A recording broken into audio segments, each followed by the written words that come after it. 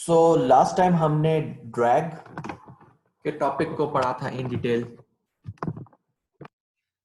Drag किस किस types की होती है, ड्रैग को डिफरेंट जो है Reynold number, compressibility, Froude number, shape etcetera किस तरह ड्रैग को इफेक्ट करते हैं, सरफेस रफनेस। तो अब अगला जो टॉपिक है वो लिफ्ट का है। उज़ैर आया हुआ है?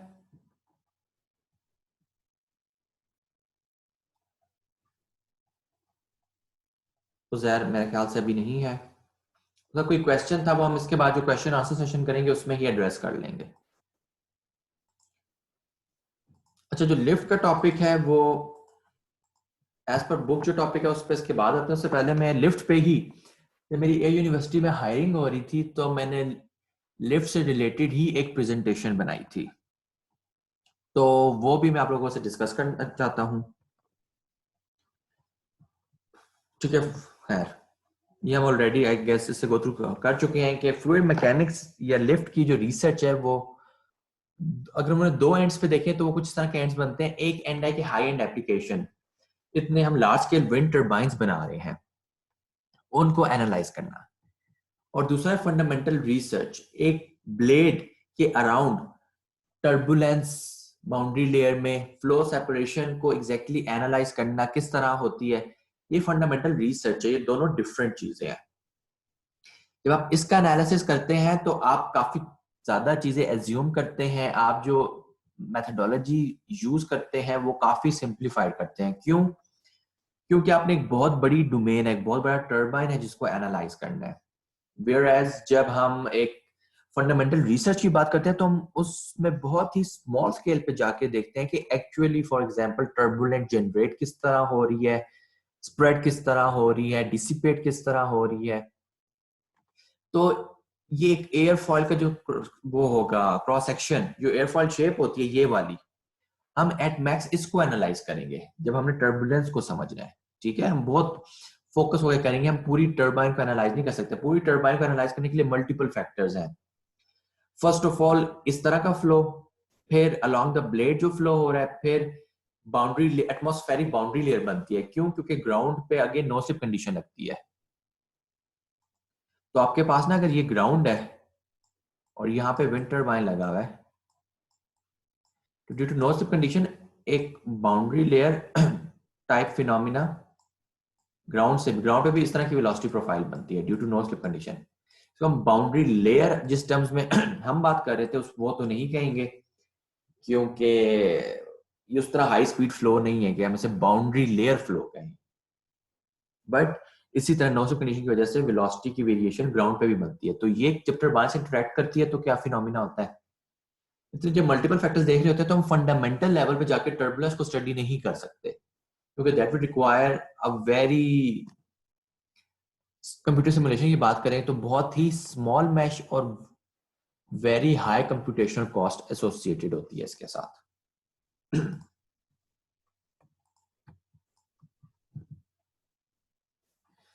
Fluid flow again, flow relative flow direction की जो परपेंडिकुलर फोर्स है that is lift. Airplanes, turbines, compressors, pumps, गाड़ी के कुछ एस्पेक्ट्स, ये सारी चीजें लिफ्ट पे कार्य होती हैं। Has been a subject of controversy with many incorrect theories.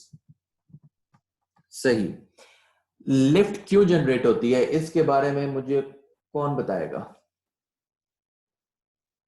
Sir pressure difference. और प्रेशर डिफरेंस क्यों जनरेट होता है? Sir velocity difference. Sir energy loss की वजह से वो दोबारा उतना प्रेशर गेन नहीं कर पाता, यानी दो डिफरेंट एंड्स पे। Not strictly. एरोफॉइल की प्रॉपर्टी है सर, एरोफॉइल शेप की। बिल्कुल, वो तो ये सर उसकी शेप ही ऐसी है कि उस शेप पे वेलोसिटी उसकी इतनी ज्यादा हो जाती है तो उसका मतलब प्रेशर कम होना पड़ता है कुछ। सही। Yes sir. ऑब्जेक्ट अनसिमेट्रिकल हो। ठीक ठीक। अच्छा, जो मोस्ट कॉमनली थ्योरी जो कि हम अपनी एफएससी या मैट्रिक में भी पढ़ते हैं, दैट इज जो जुनेद ने बात कही कि जो वेलोसिटी है वो ऊपर वाले पार्ट पे ज्यादा हो जाती है, लेट्स से लिफ्ट के लिए निचले पार्ट में कम होती है, जिसकी वजह से प्रेशर डिफरेंस जनरेट हो जाता है as per Bernoulli equation I believe, और हमें लिफ्ट मिलती है। अच्छा, अपर पार्ट में वेलोसिटी ज्यादा क्यों हो जाती है? सर वो स्मूथ होता है। स्मूथ एयरफॉइल तो स्मूथ ही होती है। नहीं मतलब सर शेप उसकी किस तरह बनाई जाती है कि मतलब एक तरफ वेलोसिटी ज्यादा हो दूसरी तरफ कम हो? सर एरिया डिफरेंट है, प्रेशर कम होता है। सर कर्व नहीं होती इतनी।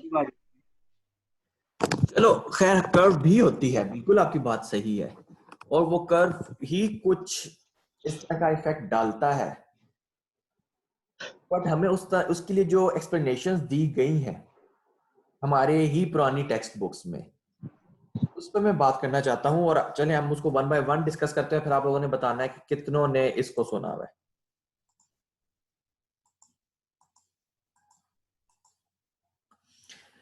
पहली जो थ्योरी है वो ये कहती है longer path equal transit theory. As per this theory के एयर ने एक एयर का जो लेट्स से पार्सल है वो बिलो द एयरफॉइल आ रहा है, एक अबव द एयरफॉइल आ रहा है, तो इस एंड पे ना दोनों जो स्ट्रीम लाइंस, चलो कह देते हैं, हाँ स्ट्रीम लाइंस ने इस एंड पे आके मिलना है आपस में। अब ये लेंथ कम है, ये लेंथ ज्यादा है, जिस तरह हमने शायद एरिया की बात की थी, तो एयर ने जब ये ज्यादा लेंथ कवर करनी है और उसने निचली स्ट्रीम को आके यहीं पे मिलना है, तो ये वाली एयर ज्यादा तेजी से फ्लो करेगी। जब इसकी स्पीड ज्यादा होगी तो उसकी वो भी ज्यादा हो जाएगी, क्या कहते हैं, प्रेशर कम हो जाएगा, तो इस वजह से लिफ्ट जनरेट होती है। इस बात से कितने लोग एग्री करते हैं? सही लग रही है सर। नहीं सर, क्योंकि वो तो क्या पता अगर ऊपर वाले सरफेस के पैरेलल आ रही हो तो वो तो ऊपर करीब पड़ जाए, तो एरोफॉइल की शेप तो काफी स्ट्रेट नहीं होती, ये तो बिल्कुल ही कर्व लग रही है जो आप दिखा रहे हैं। नहीं, इतनी कर्व तो होती है सर, जो प्लेन का विंग है वो इतना कर्व तो नहीं होता ऊपर से। या जो एयरफॉइल होती है ना, उसकी लेट्स से 1000 शेप्स है, सही? मगर हम इधर स्पेसिफिकली प्लेन की विंग की बात नहीं कर रहे। अगर टीयर ड्रॉप शेप है, इसमें होता है यूं ही। प्लेन की विंग की भी बात करें तो उसकी भी शेप इस तरह की होती है। सर तो जो फ्लूइड है उसको एयरोफॉइल के स्टार्ट में पता होता है कि उसकी शेप कैसी है, वो एंड में जाके उसने इतनी वेलोसिटी अडॉप्ट करनी है ताकि वो मतलब उसका मार्क नंबर इतना होता है ज्यादा कि वो मतलब प्रिडिक्ट कर सके कि आखिर में मैंने नीचे वाली उससे मिलना है, जो नीचे से वेलोसिटी जा रही है, जो व्हाटएवर की फ्लूइड की। Good question, I would say इससे रिलेटेड हम दो चीजें बता सकते हैं। फर्स्ट ऑफ ऑल, जो इंफॉर्मेशन ट्रेवल करनी है वो किस तरह से करती है? At speed of sound. तो अगर आपके पास सुपरसोनिक है एयरक्राफ्ट, फिर तो उसको वाकई नहीं पता चल सकता कि आगे एट दिस एंड क्या शेप है और फ्लूइड आगे क्या कर रहा है। आपने जो क्वेश्चन किया उसमें थोड़ा सा ये हो गया कि आपने कहा कि क्या उसकी स्पीड इतनी कम होती है या ज्यादा होती है? ज्यादा होती है आपने कह दिया। हाँ कम होती है।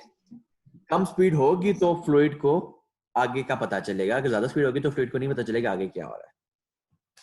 ठीक है, फर्स्ट ऑफ ऑल तो आप यही देख सकते हैं कि सुपरसोनिक के लिए तो ये चीज वैसे इनवैलिड होगी कि उसे तो पता ही नहीं कि एग्जैक्टली आगे क्या हो रहा है। सेकेंडली, ये इट्स नॉट प्रूवन कि इस पॉइंट पे निचली स्ट्रीमलाइन और ऊपर वाली स्ट्रीमलाइन इकट्ठे आके मिलते भी हैं।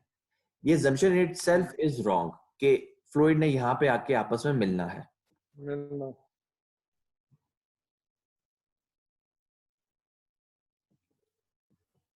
ठीक है, फर्स्ट ऑफ ऑल इसकी क्या, symmetric airfoils can also produce lift. अगर आपकी एयरफॉइल सिमेट्रिक है तो भी वो लिफ्ट प्रोड्यूस कर सकती है, पर एज पर दिस थ्योरी वो लिफ्ट प्रोड्यूस नहीं कर सकती। यस सर, मेरे ध्यान में ये बात आ रही थी। बिल्कुल सही बात आ रही थी। And further more experimental analysis के हिसाब से this is the velocity profile. आप इसमें देख सकते हैं कि जो फ्लूइड अबव द सरफेस है वो काफी आगे है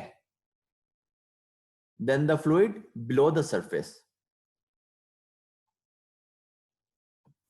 तो इस पॉइंट पे आके ये मिलेंगे, उसकी भी अगेन कोई एक्सपेरिमेंटली वैलिडेशन नहीं है इन जनरल, बल्कि ये वाला फ्लूइड ज्यादा पहले पहुंच जाता है जिसने लॉन्गर पाथ कवर करना है। प्लेन का विंग जो है सर वो सिमेट्रिक होता है? यार आम नॉट मुख्तलिफ होते हैं ना, होते भी हैं। एयरप्लेन टू एयरप्लेन वो वेरी करता है, बट सिमेट्रिकल नहीं होगा एयरप्लेन का विंग। उसमें कितना, क्या कहते हैं हम, एक चीज कहते हैं कैम्बर कहते हैं इसे, जो अनसिमेट्रिकल उसमें एस्पेक्ट है ना उसको हम कैम्बर कहते हैं। उसमें कितना कैम्बर है, it varies from plane to plane. सही। और दूसरी चीज जो कि यहां पे हम मेंशन तो कर सकते हैं, बट इस केस में उतनी आई बिलीव वैलिड नहीं है, लेकिन you should know about it. Let's say कि अगर हम इसमें बाउंड्री लेयर सेपरेशन और इस तरह के अगर एस्पेक्ट्स को थोड़ा बहुत करें कंसिडर, तो जो क्या कहेंगे हम बर्नौली इक्वेशन लगाते हैं हम for a streamline. Let's say हम सिर्फ स्ट्रीमलाइन को कंसिडर करते हैं, क्योंकि हमें इस तरह पढ़ाया जाता था इसलिए मैं इसकी बात कर रहा हूं। वैसे तो ओवरऑल हम इसको पोटेंशियल फ्लो थ्योरी भी ले सकते हैं, और हमें फिर सिर्फ इंडिविजुअल स्ट्रीमलाइन को नहीं देखना पड़ेगा। लेकिन एक जो हमें डिफरेंस देखना पड़ रहा है वो ये देखना पड़ेगा कि जो स्ट्रीमलाइन यहां से आ रही है और जो स्ट्रीमलाइन यहां से आ रही है, जरूरी नहीं है उनका जो कांस्टेंट है वो सेम हो। ठीक है, this C1 is total energy which is pressure plus dynamic pressure, या pressure energy plus kinetic energy. Similarly यहां पे भी जो C2 है ये टोटल एनर्जी है। जो एक स्ट्रीम लाइन है उसकी टोटल एनर्जी सेम रहती है, इसलिए हम एक स्ट्रीम लाइन पे बर्नौली इक्वेशन लगा देते हैं। पर अगर हम इन दोनों स्ट्रीम लाइन को कंसिडर करें तो यहां पे जो भी प्रेशर है और वेलोसिटी है वो इस कांस्टेंट के हिसाब से चेंज होंगी, यहां पे वो इस कांस्टेंट के हिसाब से चेंज होंगी। तो जो वेरिएशन होनी है प्रेशर और वेलोसिटी की आपस में, वो दोनों साइड्स की अपनी होनी है। ठीक है, ओवरऑल ये आपने एस्पेक्ट ज़हन में रखना है। लेकिन इस केस में क्या है बात कि जो यहाँ पे हमारे पास टोटल एनर्जी है, जो यहाँ पे टोटल एनर्जी है, वो रफली सेम ही होंगी, इन कांस्टेंट में बहुत ज्यादा फर्क नहीं होगा। तो अगर बर्नौली इक्वेशन की बेसिस पे हम ये डिसाइड करना चाहें कि यहाँ पे वेलोसिटी ज्यादा हो रही है और उस वजह से प्रेशर बदल रहा है, और उस प्रेशर को फर्दर मोर हम इस प्रेशर से रिलेट करना चाहें, तो टू सम एक्सटेंट हम कर सकते हैं, क्योंकि first of all C1 C2 बहुत ज्यादा डिफरेंट नहीं होने चाहिए। जो फ्लो यहाँ पे आ रहा है वो इससे मिलता जुलता ही होगा। एंड सेकेंडली हमारे पास अगर हम इसे पोटेंशियल फ्लो थ्योरी में ले जाएं तो हम बर्नौली इक्वेशन को सिर्फ स्ट्रीम लाइन में अप्लाई करें, ये रिस्ट्रिक्शन भी खत्म हो जाती है। बट द मेन क्वेश्चन कि वेलोसिटी ज्यादा क्यों होती है वो ये थ्योरी आंसर नहीं करती। Main question is that velocity ज्यादा होती है तो प्रेशर कम हो जाता है। इस पे हम we can agree with this to some extent. Clear? जो मैंने यहाँ पे पॉइंट कन्वे करने की कोशिश की है वो सबको क्लियर है, C1 और C2 point? Yes sir. Yes sir. Skipping stone theory. ये थ्योरी सिंपल ये कहती है कि ये एयरफॉइल है, हवा यहां पे आके इससे टकराती है और वो यूं डिफ्लेक्ट हो जाती है, जिसकी वजह से इस पे एक अपवर्ड फोर्स लग जाती है एयरफॉइल पे। इससे कितने लोग एग्री करते हैं, और क्या कितने लोगों ने इस तरह की थ्योरी सुनी हुई है?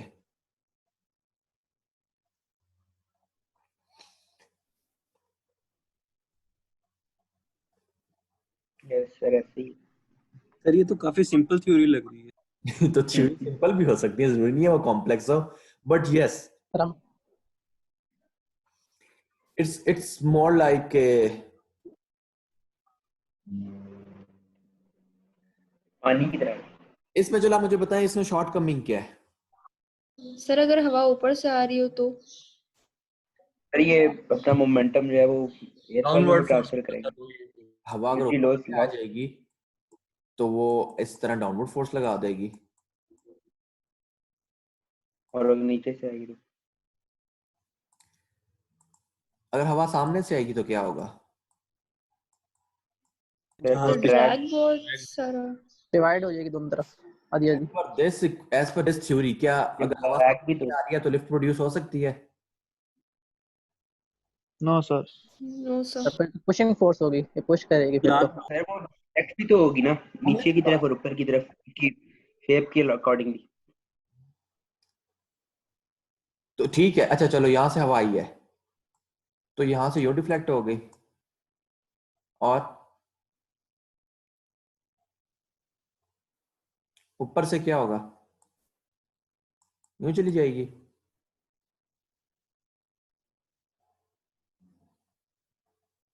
यस सर यही होगा।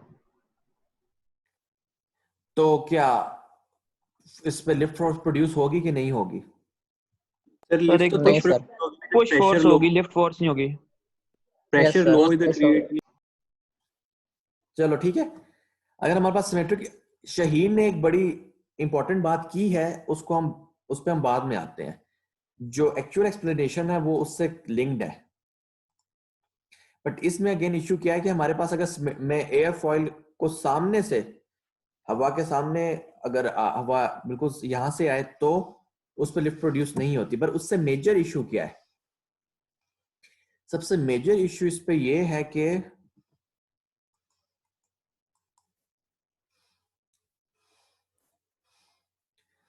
Reaction of molecule striking the upper surface as per this theory, जो इस एयरफॉइल की अपर शेप है उसका कोई रोल नहीं है। बट एक्चुअली एयरफॉइल की जो लोअर सरफेस और अपर सरफेस दोनों इंपॉर्टेंट होते हैं in deciding how the lift is produced. ठीक है, इसमें geometry of upper surface is irrelevant. Lift calculation based on momentum imparted to the lower surface only gives inaccurate result। ठीक है, अगर हम सिर्फ लोअर सरफेस के साथ उसके इंटरेक्शन को करें कि फ्लूइड यहां से आके नीचे डिफ्लेक्ट हो रहा है, उसके बेस पे रिजल्ट निकालें तो हमें रिजल्ट्स गलत मिलते हैं। वेंचुरी थ्योरी, वेंचुरी थ्योरी ये कहती है कि एयरफॉइल इस तरह से बन गई है, तो अब क्योंकि इसने ये एरिया थोड़ा सा कम कर दिया ऊपर वाला, तो ये जो रीजन है ये फ्लूइड को as a venturi duct feel होता है और फ्लूइड यहाँ पे स्पीड अप हो जाता है और उसके करस्पॉन्डिंगली उसकी वेलोसिटी ज्यादा हो जाती है, उसका प्रेशर लो हो जाता है और नीचे प्रेशर हाई होता है और लिफ्ट प्रोड्यूस हो जाती है।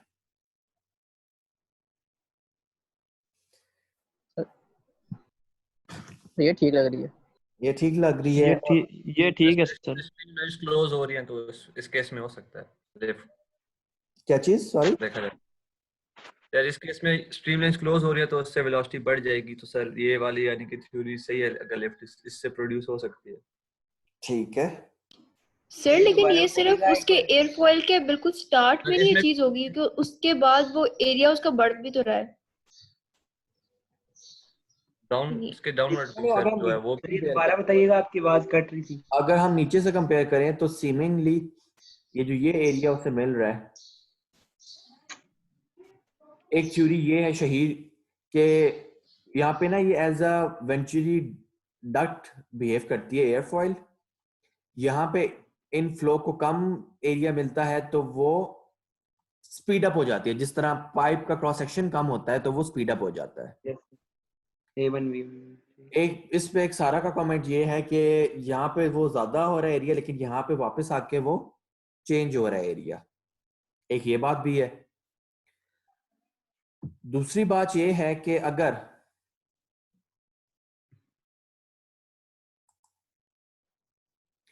मैं एयरफॉइल को यूं रखूं इधर नहीं, सॉरी, इधर ही रख देते हैं।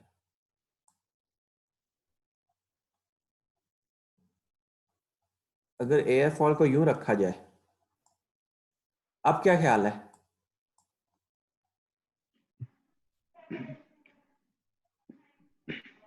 सर वो स्टॉलिंग वाला वो जो आपने बताया था, नहीं, स्टॉलिंग शॉलिंग को फिलहाल हम नहीं कंसिडर करते, उस पर आगे हम बाद में आते हैं। अगर इसी थ्योरी की बेसिस पे एयरफॉयल यूं पड़ी हुई है,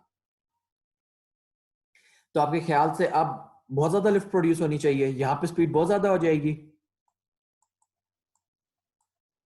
सर यहाँ पे उसकी टेल काम आती है जहाज की मेरे ख्याल में। नहीं, वो तो ठीक है, लेकिन मैं आपसे सिर्फ ये क्वेश्चन फिलहाल पूछ रहा हूँ कि एज पर दिस थ्योरी अगर एयरफॉयल यूं लगी हो तो यहाँ पे स्पीड बहुत ज्यादा हो जाएगी और इस पे बहुत ज्यादा लिफ्ट प्रोड्यूस होगी। आप नहीं लोग सर, नहीं सर, सर लिफ्ट नहीं होगी, वो उसकी डायरेक्शन चेंज कर देगा, उल्टा देगा। नहीं, जहाज का विंग है, लेट्स से वो इस पे मोमेंट एग्जर्ट करेगा लेकिन इसको रोटेट नहीं कर सकता, ये जहाज के साथ विंग लगा हुआ है, इसने मूव नहीं करना। इस पर लिफ्ट ज्यादा प्रोड्यूस होगी ना। एज पर दिस थ्योरी होनी चाहिए या नहीं? कौन कहता है कि एज पर दिस थ्योरी इस पे ज्यादा प्रोड्यूस नहीं होनी चाहिए? इस थ्योरी के हिसाब से होगी सर लिफ्ट ज्यादा प्रोड्यूस इससे। और आपके ख्याल से एक्चुअली क्या होगा? एक्चुअली नहीं होता ना, क्योंकि नीचे की तरफ तो लैंड कर रहा है। सॉरी, नीचे की तरफ लैंड कर रहा है ना, जब विंग आई गेस इस डायरेक्शन में होगा तब तो लिफ्ट ऊपर की तरफ आई गेस जरूरत नहीं होगी। यस सर, मैं भी ये कर। जब हमारे सारे हम बार जूम से और जूम के सर्वर का भी इशू बना हुआ है, तो गूगल मीट अरे पे बहुत क्लास कर स्लो लें, वो ज्यादा बेहतर है। बहुत कनेक्टिविटी इश्यूज आ रहे हैं, यस सर, लैग हो रही है आपकी वॉइस, बहुत ज्यादा लैग हो रही है। आधी सुन भी नहीं पा रही। मीट पे ये इशू है कि उस पे आपसे शायद बात की थी जब लैग होगा सर। जब मैं रिकॉर्डिंग देखता हूँ उसमें तो वेब कैम की भी एक जगह आ रही होती है, जिसकी वजह से जो स्लाइड्स हैं वो पूरी उसमें नहीं आ रही होती स्क्रीन पे। सर वो स्क्रीन को जब आप पिन करेंगे तो वो हट जाएंगी। अपनी स्क्रीन को पिन कर देना, स्क्रीन पे ऑप्शन आ रहा होता है पिन का। चलो मैं इसको चेक करता हूँ। सर गूगल मीट बेहतर है। चलें, नेक्स्ट लेक्चर गूगल मीट पे चेक कर लेंगे, सही? सर एक और ऐप भी है डिस्कॉर्ड, सर उस पे भी आ सकते हैं हम लोग। नहीं, बस गूगल मीट। सर लेकिन इस पे आप डोनेशन तो नहीं दो ना कम से कम डिस्कॉर्ड पे आके। सर एमएनए उस पे सर वो कर ही नहीं सकते फुल स्क्रीन। भाई पहले ये लेक्चर रिकॉर्ड होके ना अपलोड भी होना है, तो खैर नेक्स्ट लेक्चर गूगल मीट पे चेक कर लेंगे। अगर जिस तरह पिन कह रहे हो ना, पिन करके वो इशू रिजॉल्व हो जाता है, वो इशू रिजॉल्व हो गया तो जो मैं क्या नाम है अपनी प्रेजेंटेशन वाली जो मेरी स्क्रीन होगी उसमें एक मेरी एज अ पार्टिसिपेंट स्क्रीन होगी और एक मैं शेयर जो करता हूँ वो स्क्रीन होगी, तो जो शेयर होगी वो मैं पिन कर दूं। यस सर, जो आप शेयर कर रहे होंगे ना वो आप पिन कर। चलो इसको भी देख लेते हैं। खैर, जब इस तरह की एयरफॉयल हम रखेंगे फ्लो में तो उस पे बेसिकली क्या प्रोड्यूस होगी? उस पे जो लिफ्ट होती है वो ड्रैग प्रोड्यूस होगी सर ज्यादा ना। ड्रैग तो होगी, ड्रैग को भूल जाओ। अभी हम सिर्फ देख रहे हैं कि लिफ्ट किस तरह इफेक्ट हो रही है। ड्रैग अपनी जगह प्रोड्यूस होगी, ठीक है, और उस पे नेगेटिव लिफ्ट प्रोड्यूस होगी और गाड़ी भी बिल्कुल इसी तरह, गाड़ी का जो स्पॉइलर है वो भी इसी तरह बिहेव करता है। उसको हम इस तरह की शेप देते हैं और जिस तरह आई डोंट नो किसने अभी ड्रैग की बात की थी। मैंने सर। ये उजैर है। Yes sir.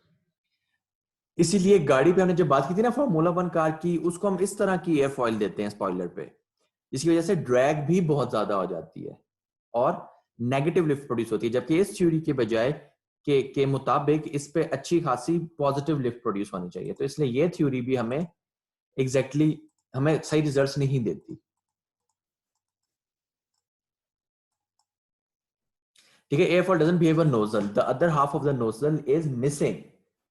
एयरफॉयल तो एक तरफ से फ्लो को कंस्ट्रेन कर रही है, लेकिन ऊपर साइड से फ्लो को कंस्ट्रेन करने वाली कोई सॉलिड बाउंड्री नहीं है। फ्लूइड है, उसका प्रेशर है जो कि अपना एक इफेक्ट डालता है, पर there is no solid boundary, इसलिए वो exactly as a nozzle behave नहीं कर सकती एयरफॉयल। जिस तरह कि हमने देखा जब वो बहुत ज्यादा as a nozzle actually behave कर रही है तब वो नेगेटिव लिफ्ट प्रोड्यूस कर रही है, जो कि ये बात की थी। Again geometry of lower surfaces is relevant as per this theory, जो कि अगेन एक गलत बात है। और flow above and below the airfoil doesn't necessarily have same Bernoulli constants. ठीक है, ये भी पॉइंट अपनी जगह एक वैलिडिटी रखता है, बट मेरे नजदीक इसकी वैलिडिटी बहुत ज्यादा नहीं है। ये कोई बहुत स्ट्रॉन्ग पॉइंट नहीं है, बट नॉनदलेस ये एक चीज, एक एक्सपेक्ट है which needs to be considered. Sir ये इवेंचुअली बाद में एरिया कम कह रहा था कि बाद में एरिया कम हो जाएगा एयरपोर्ट में? नहीं, उसमें सबसे पहला पॉइंट ये है कि जो स्ट्रीम ऊपर से डिफ्लेक्ट हो रही है, जो नीचे से डिफ्लेक्ट हो रही है, देयर इज अ पॉसिबिलिटी वो दोनों स्ट्रीम्स सेम एनर्जी कैरी कर ही ना रहे हो। ठीक है, आपके पास अगर अनसिमेट्रिकल है तो पता नहीं कितना फ्लूइड का पार्ट ऊपर डिफ्लेक्ट हो रहा है, उसका कितना पार्ट नीचे डिफ्लेक्ट हो रहा है। अच्छा, सही सही। नहीं तो सर इवेंचुअली थ्योरी के हिसाब से तो वो एरिया का मगर डिफरेंस की वजह से स्पीड कैरी होगी। वो उसका एरिया कम हो रहा है तो उसको स्पीड अप हो जाना चाहिए, उसकी वेलोसिटी ज्यादा हो जानी चाहिए, उसके हिसाब से उसका प्रेशर कम हो जाना चाहिए, एंड सो उस पे क्लिप फोर्स लगनी चाहिए। जो करेक्ट हमारे पास एक्सप्लेनेशन आती है वो शाहीन ने कहीं कहा था कि फ्लूइड को ना जिस तरह एयरफॉयल डिफ्लेक्ट करती है उस पर डिपेंड करता है। तो जो हमने थ्योरी देखी थी वो कहती थी कि as per the theory fluid यहां से आके जो डिफ्लेक्ट हो रहा है, फ्लूइड यहां से आके जो डिफ्लेक्ट हो रहा है उसकी वजह से फोर्स लग रही है। ट्रू, लोअर पार्ट इसी तरह बिहेव कर रहा है which is very intuitive, but actually आप इसमें अगर इस पिक्चर को देखें तो जो अपर सरफेस है वो भी फ्लूइड को यूं डिफ्लेक्ट कर रही है। तो ओवरऑल फ्लूइड जो है आपका वो किस डायरेक्शन में डिफ्लेक्ट हो रहा है? डाउनवर्ड। ठीक है, अगर आप इसका कंपोनेंट देखें तो ओवरऑल फ्लूइड डाउनवर्ड डिफ्लेक्ट हो रहा है, जिसकी वजह से एयरफॉयल पे रिएक्शन अपवर्ड लग रहा है, रिएक्शन लग रहा है अपवर्ड, यानी लिफ्ट रिएक्शन फोर्स है। हाँ, लिफ्ट तो रिएक्शन, ड्रैग लिफ्ट दोनों रिएक्शन फोर्सेस है। सही हो गया। आपकी जो एयरफॉयल है या कोई भी बॉडी है वो फ्लूइड को किस तरह, फ्लूइड पे क्या पे किस तरह वो कह लें उसका फ्लो चेंज कर रहा है, और फ्लूइड उस पे उसके हिसाब से रिएक्शन फोर्स लगाती है। सर ये जैसे हेलीकॉप्टर का जो फैन है जो ऊपर वो लगा हुआ होता है, तो ये तो वो उसी तरह की सिचुएशन बता रहा है कि रिएक्शन फोर्स की वजह से। अच्छा, जो हेलीकॉप्टर का फैन है ना, आपको देखने में ये लग रहा है कि अगर ये हेलीकॉप्टर का फैन है, वो नीचे विंड को पुश कर रहा है तो रिएक्शन फोर्स की वजह से पुश कर रहा है, जबकि वो इसी तरह डिफ्लेक्ट कर रहा है, वो उसको स्ट्रेट डाउनवर्ड पुश नहीं कर रहा, वो इसे एक एंगल पे पुश कर रहा है डाउनवर्ड। ठीक है, तो मतलब एक ही मैकेनिज्म है दोनों का। हाँ, जहाज का विंग, हेलीकॉप्टर का, इवन आपका जो सीलिंग फैन है वो भी इसी पे कर रहा है, लेकिन उसमें थोड़ा सा जो डिफरेंस है वो ये है कि इसमें फ्लूइड बॉडी पे फोर्स लगा रहा है, सही, और फैन में क्या है कि फैन जो है वो फ्लूइड पे फोर्स लगा रहा है। मतलब you know sir pressure difference की बात नहीं रही बीच में, क्योंकि प्रेशर डिफरेंस कितने समझ आ रहा है, इसकी वजह से प्रेशर डिफरेंस जनरेट होते हैं, लेकिन अच्छा, वेलोसिटी ज्यादा हो जाती है, ये हो जाता है, वो हो जाता है, उससे जो बेहतर और उसके हिसाब से प्रेशर किस तरह चेंज होता है, उसके लिए हम जो थ्योरीज दे रहे हैं ना वो हमेशा वैलिड नहीं रहती। जिस तरह हमने देखा मतलब मेनली रिएक्शन की वजह से। हाँ, पीछे हमने 2-3 थ्योरीज दी और उसके हिसाब से हमने बताने की कोशिश की कि वेलोसिटी क्यों चेंज होती है और हेंस प्रेशर क्यों चेंज होता है, पर वो थ्योरी वैलिड नहीं रहती। क्यों? क्योंकि उसमें दो चीजें हैं। एक तो उसमें थ्योरी इटसेल्फ गलत है, और अगर थ्योरी ठीक भी है तो जिस तरह सारा ने बात की थी, अगर एयरफॉइल पहले एरिया कम कर रही है तो बाद में ज्यादा भी कर रही है, उस तरह के इस एस्पेक्ट्स को हम फुली केटर नहीं कर पा रहे होते। ये एक्सप्लेनेशन क्या कहती है कि फ्लूइड नीचे से तो रिफ्लेक्ट होता ही होता है, वो ऊपर से भी डिफ्लेक्ट होता है। अब फ्लूइड नीचे से क्यों डिफ्लेक्ट होता है ये तो समझ आती है। फ्लूइड अपर सरफेस से ये अपर सरफेस किस तरह फ्लूइड को डिफ्लेक्ट कर रही है, ठीक है। ये जो अपर सरफेस के अराउंड सर अगर जी सर अगर विंग सिमेट्रिक है हाँ, फिर अगर विंग सिमेट्रिक है फिर- और वो एंगल ऑफ अटैक भी नहीं बना रहा, जी सर। सही है। विंग सिमेट्रिक अब दो तरह से, एक तो ये सिमेट्रिक विंग है और एक विंग सिमेट्रिक है, लेकिन उसको मैंने यूं करके रखा हुआ है, ठीक है। ये सिमेट्रिक विंग मैंने अपनी तरफ से बनाने की कोशिश की है, पर उसका ना एक एंगल है इनकमिंग एयर के साथ, ठीक है। जो ये एक एंगल है जी एंगल ऑफ अटैक। हाँ, इस पे कोई लिफ्ट प्रोड्यूस नहीं होगी, पर इस पे लिफ्ट प्रोड्यूस होगी, क्योंकि इसमें भी आप देख सकते हैं फ्लो यू भी डिफ्लेक्ट होगा। यही देख लो, इसको अगर मैं सिमेट्रिक भी बना दूं, let's say it is symmetric, even then ये फ्लो को डाउनवर्ड्स डिफ्लेक्ट कर रहा है। तो लोअर सरफेस तो समझ आ जाती है, जो अपर सरफेस पे हो रहा है इसे हम कोएंडा इफेक्ट कहते हैं। What is Coanda effect? पता नहीं सर। कोरोना का भाई लग रहा है। क्या चीज? कुछ नहीं सर। चलो कह रहे कोरोना का भाई लग रहा है। अगर आप सिंक, खैर इसको आपने एक्चुअली ऑब्जर्व करना हो तो अगर आजकल आप भी घर में बर्तन धो रहे हैं तो आप लोगों ने थोड़ा सा चम्मच के साथ फील किया होगा कि जो चम्मच, जो पानी है, has a tendency to follow the curve of the spoon. जहर कैसी बनती है कर्व बताना। Yes sir. ये बनी पर आप सिर्फ अभी धोना शुरू होने लगता है। क्या सर चीज? ये आप बता सकते हैं? सर आपने पहले कभी नहीं धोया, इसका मतलब है। ये चम्मच का ये कर्व है, इसके साथ फ्लूइड डिफ्लेक्ट होता है। दो रीजन, इसमें दो रीजन है। इसमें सरफेस टेंशन भी रोल प्ले करती है, लेकिन कोएंडा इफेक्ट भी रोल प्ले कर रहा है, और हम कोएंडा इफेक्ट पे अब जरा डिस्कशन कर लेते हैं। अगर ये जेट आ रहा है, यहां से हवा आ रही है, तो आपको पता है जो ये हवा है इसकी कोशिश होगी कि ऊपर और जो लोअर साइड पे हवा है ये इसको अपने साथ ड्रैग करे due to viscous effects. Yes sir. तो आपके पास यहाँ पे हवा जो है वो आहिस्ता आहिस्ता अपना प्रेशर लूज करने लग जाएगी, क्योंकि यहाँ पे जो हवा है वो ड्रैग आगे हो रही है। फिर यहां से हवा आके ना, ऊपर और नीचे से हवा आके उसकी ऑक्यूपाई कर लेगी। अब जब कोई सरफेस आ जाती है, लेट्स से यहाँ पे एयर फॉइल है, अब जब हवा आएगी तो एयर फॉइल के ऊपर जो ये हवा है उसको वो ड्रैग कर लेगी। यहाँ पे नीचे से हवा ने आके उस हवा लो प्रेशर रीजन को अगेन उसका प्रेशर इक्वलाइज कर दिया था, उसको कवर कर लिया था। लेकिन यहाँ पे हवा एंटर नहीं हो सकती। क्यों? क्योंकि यहाँ पे एक सॉलिड सरफेस है, जिसकी वजह से क्या हो जाता है, हमारे पास इस जगह पे प्रेशर लो होने लग जाता है, क्योंकि यहाँ पे जो हवा थी वो इस फ्लूइड के साथ ड्रैग होके आगे चली गई है। यहाँ पे लो प्रेशर और यहाँ पे हाई प्रेशर हो जाता है, जिसकी वजह से फ्लूइड जो है वो towards the surface of the body push होता है। और इसी तरह ये कर्व जिस तरह होता जाता है, तो फ्लूइड की कोशिश होती है कि उस कर्व को फॉलो करती जाए। हमें पता है ये हमेशा नहीं रहता।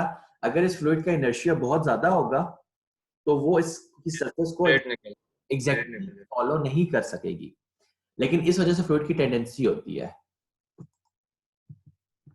तो इस वजह से लोअर सरफेस तो सिंपल एक्शन और रिएक्शन हमें सिंपली नजर आता है, लेकिन अपर सरफेस में हमारे पास ये कोएंडा इफेक्ट होता है, जिसकी वजह से फ्लूइड की कोशिश होती है कि जो एयर फॉइल का कर्वेचर है वो उसको कॉपी करे। अगेन जब ये कर्वेचर बहुत ज्यादा हो जाता है तो फ्लूइड इसको एग्जैक्टली नहीं कर पाता और हमारे पास फ्लो सेपरेशन हो जाती है और स्टॉलिंग हो जाती है, जो कि हम नेक्स्ट लेक्चर में समझेंगे। तो हेंस ये दो बहुत बड़े साइंटिस्ट गुजरे हैं जिन्होंने उस वक्त जो थ्योरीज प्रेजेंट की जाती थी उनको नेगेट किया और उन्होंने सोचा कि दिस डजंट मेक सेंस। एक थ्योरी को इसने नेगेट किया, फिर आइंस्टाइन ने आके इसकी थ्योरी को ही नेगेट कर दिया।